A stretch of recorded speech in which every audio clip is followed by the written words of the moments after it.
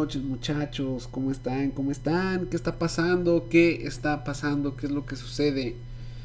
Dos videos en menos de una semana. Así es, porque así soy yo. Porque es la magia de la Navidad. Porque Cristo ya viene. Y porque, pues, porque puedo. Porque sí. Porque no. Ustedes están de vacaciones, así que van a tener mucho tiempo de escuchar estas cosas. El día de hoy, vengo a hablarles sobre la Navidad. La Navidad y sus orígenes. ¿Por qué se celebra el 25 de diciembre? ¿Qué tiene que ver esto con las Saturnalias? ¿Qué tiene que ver esto con Mitra? ¿Qué tiene que ver esto con Sol Invictus? ¿Y qué tiene que ver con el arquetipo del héroe solar? Quizás no en ese orden, no prometo seguir el orden de lo que acabo de decir, porque realmente es un tema que me gusta mucho. Todo lo que rodea el misticismo del sol, de los solsticios y de sus, digamos, figuras, vamos a decirles mitológicas, vamos a decirlo así, con fines científicos divulgativos. Todo lo que rodea pues a las figuras importantes relacionadas al sol a mí me gusta mucho, por eso vengo a hablarles de eso. Probablemente este video sí no lo edite porque tengo ganas de hablar sobre esto.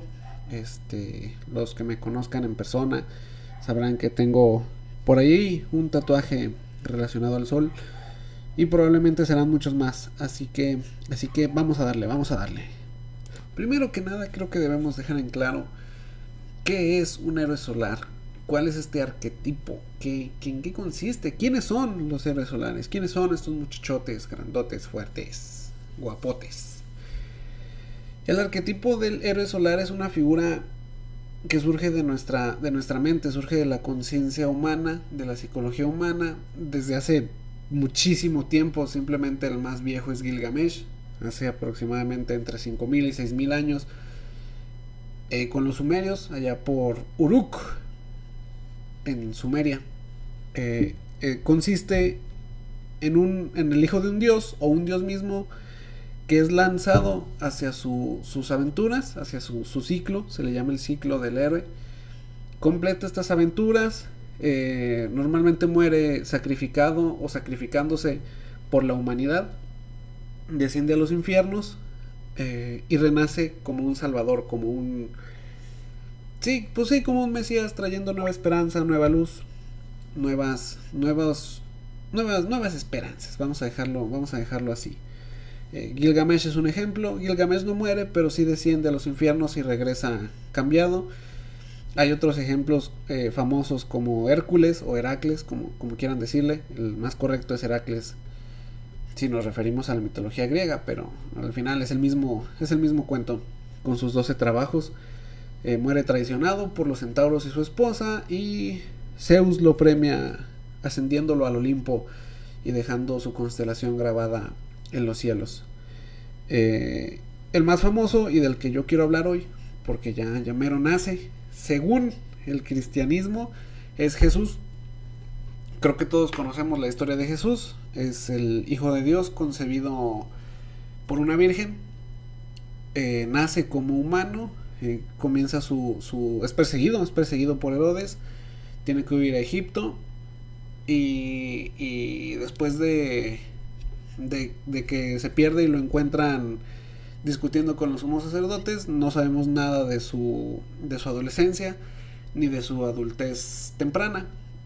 Su ministerio empieza hasta los 30 años, digamos que es cuando empieza su misión, su historia, sus aventuras, para morir entregado, crucificado por su amigo Judas Iscariote, por la envidia de los sumos sacerdotes. Los romanos no lo evitaron, no hicieron nada para evitarlo. Todos conocemos las expresiones de lavarse las manos, como Poncio Pilato y shalala. Muere Jesús y, según el credo de los apóstoles, desciende a los infiernos para liberar a todas las almas, para quitarle el control a Satanás de los condenados, para absolver sus pecados, y a los 3 días ascender a los cielos, ya como, bueno, resucitar. Primero resucita, deja sus últimas enseñanzas a los necios de sus apóstoles, y después asciende, después de 50 días me parece que era, 40 o 50 días, por ahí. Asciende a los cielos y pues asciende junto al Padre, está sentado a la derecha del Padre, reza la oración. Entonces, para los romanos, esto era una oportunidad de negocio. Constantino el Grande vio una buena oportunidad. ¿Por qué?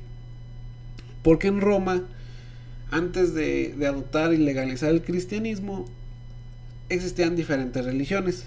Existía el culto a Mitra, que es un dios persa ligado a la luz, a los pactos, al ganado y al sol. Existía el culto a Jesús, empezaba a expandirse el cristianismo primitivo por Roma, a pesar de que era perseguido al inicio. Y seguía habiendo cultos a Helios, el titán del sol, bueno, un dios hijo de titanes que se le relacionaba con el sol. Después fue desplazado por Apolo.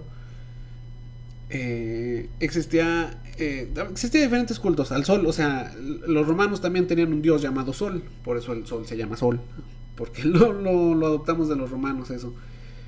Entonces los romanos ven aquí una oportunidad. Sincretizan a Helios con Mitra, de origen persa, y antes de los persas era de origen védico, de hindú, de la India. Pero total, termina convirtiéndose en un solo dios, Mitra y Helios, porque a Mitra lo veneraban mucho los soldados, sobre todo, le rogaban protección. Y nace el culto a Sol Invictus, al Sol Invicto, al Sol Inderrotado, que narra la historia de cómo el Sol asesinó al toro cósmico, que es la constelación de Tauro, para traerle a la humanidad abundancia, fertilidad. Entonces después de asesinar al toro, los días empiezan a ser más largos porque ya no hay toro. Empiezan a ser más largos a partir de entre el 21 y el 25 de diciembre de nuestra era, que es cuando se celebra el solsticio del sol, que es cuando se celebran las Saturnalias, que empiezan desde el 21, que es el solsticio de invierno, hasta el 25 de diciembre, que es cuando nace o renace el Sol Invicto, que asesina al toro y nos trae prosperidad. Entonces, esto se celebra mucho tiempo en Roma. En Roma esto se lleva a cabo durante muchos años, hasta que regresamos con Constantino I el Grande. Constantino considera que no es posible contener el cristianismo, que se está expandiendo mucho por Roma. Entonces lo legaliza el cristianismo y lo adopta como la religión del imperio, y no hay más, no puede haber más aparte del cristianismo. Pero obviamente, como en todas las sociedades, como en todos los imperios, como en todos los reinos, existe la resistencia, la oposición, y hay gente que quiere seguir celebrando las Saturnalias hasta que nazca Sol Invictus, hasta que venga el poderoso Sol invencible a salvarnos a todos. Entonces los romanos, el gobierno romano dice: oye, ¿y si movemos la fecha del nacimiento de Jesús a la fecha de nacimiento del Sol Invictus para que estos güeyes se callen? Y me parece muy buena idea, qué gran idea, ¿por qué no lo pensamos antes? Entonces oficialmente los romanos mueven la fecha del nacimiento de Jesús, que aunque no hay una fecha exacta, se considera que realmente fue entre primavera y el otoño. En algún punto entre esas estaciones Jesús nació. Según los testigos de Jehová, Jesús nació cerca de la misma fecha de su muerte. Esto, o sea, pues por lógica tiene sentido, porque si era un ciclo el que tenía que cumplir Jesús aquí en la tierra como el Hijo de Dios, es normal que fuera un ciclo cerrado, ¿no? Un círculo. Te mueres el mismo día que naces. Entonces, para los testigos de Jehová, según ellos, Jesús nace muy, muy próximo a la fecha de su muerte, si no es que el mismo día, pero de 33 años antes. Eh, entonces los romanos mueven la fecha. Y a la gente pues no le queda de otra más que celebrar el nacimiento de Jesús. El nacimiento de Jesús, del Mesías cristiano.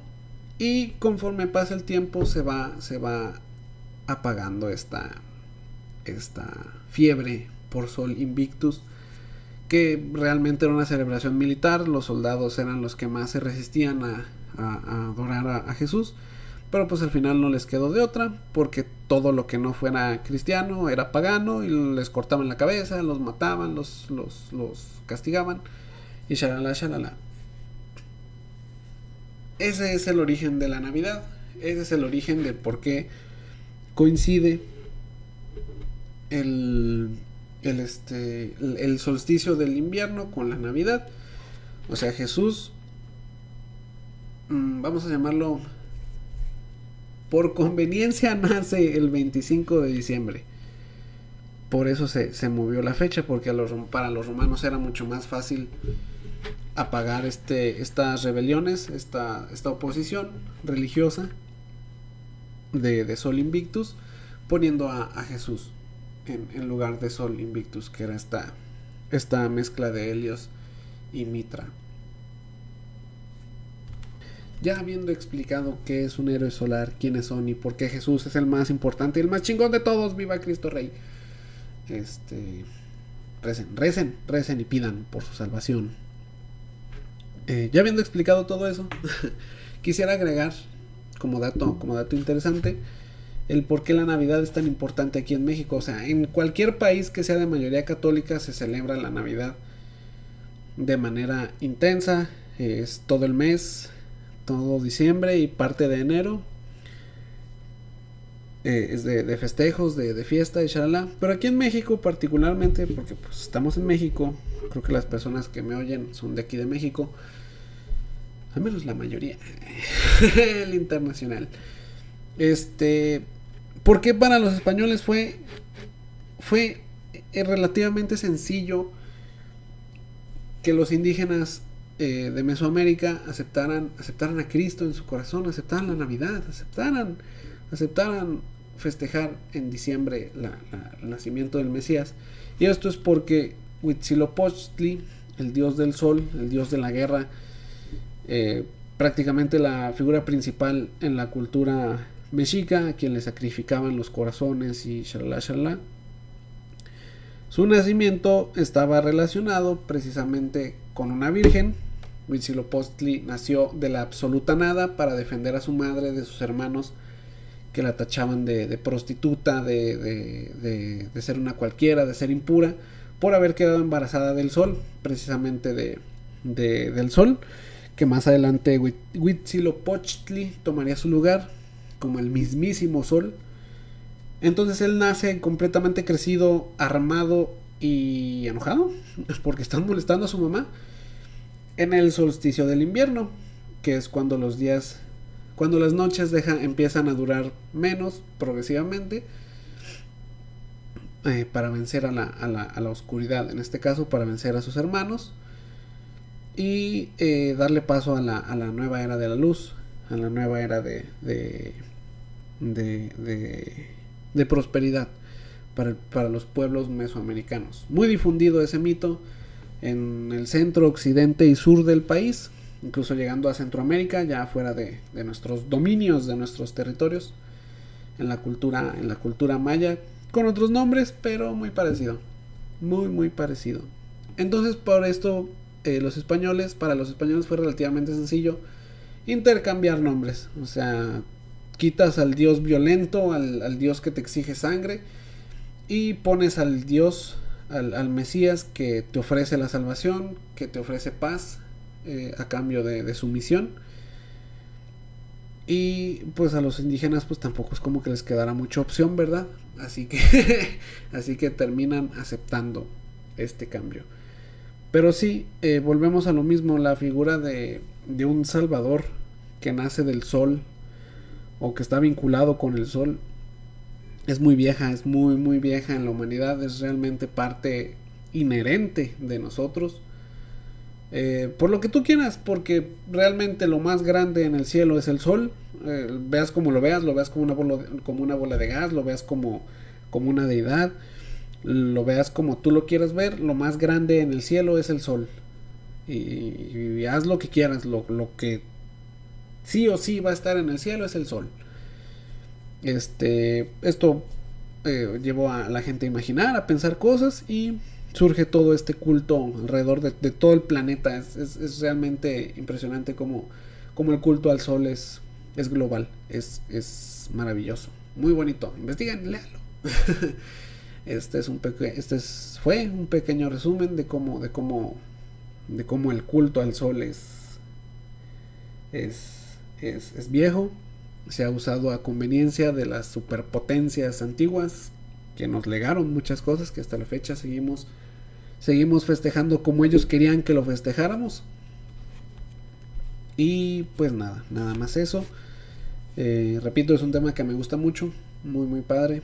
Si quieren investigarlo, investiguenlo más. El arquetipo del héroe solar lo explica mejor Carl J. Jung, un psicoanalista, de los pocos psicoanalistas buenos. Yo creo que el único, realmente. Por eso se peleó con Freud. Y quien quiera que esté en contra de Freud es automáticamente mi amigo. Pero bueno, espero que les haya gustado.